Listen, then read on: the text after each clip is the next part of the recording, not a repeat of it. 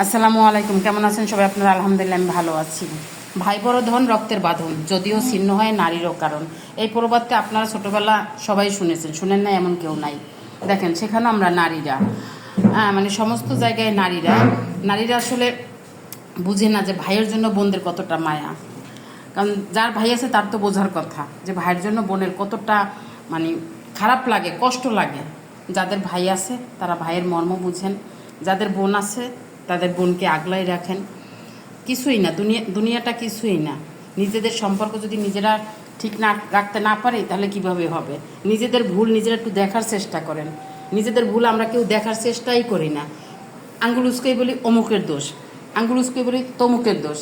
কিন্তু আমাদের যদি নিজের দোষটা দেখি তাহলে কিন্তু আর কোনো সমস্যাই হয় না। আমরা এমন বান্দা, এমন পাবলিক, মানে নিজেদের ভুল নিজেদের ত্রুটি দেখতেই চাই না। হ্যাঁ, প্রবাদটা তো সবাই শুনছেন না? ভাই বড় ধন রক্তের বাঁধন, যদিও ছিন্ন হয় নারীর কারণ। যাদের ভাই আছে ভাইয়ের মর্ম দেন, যাদের বোন আছে বোনদের মর্ম দেন। আজকে দুপুরের আয়োজন করলা ভাজি, আলু ভর্তা, মরিচ ভর্তা, পুঁই শাক ভাজি, আর এটা কি একটা শুটকি করছে জানি না। আজকে আমি রান্না করি নাই।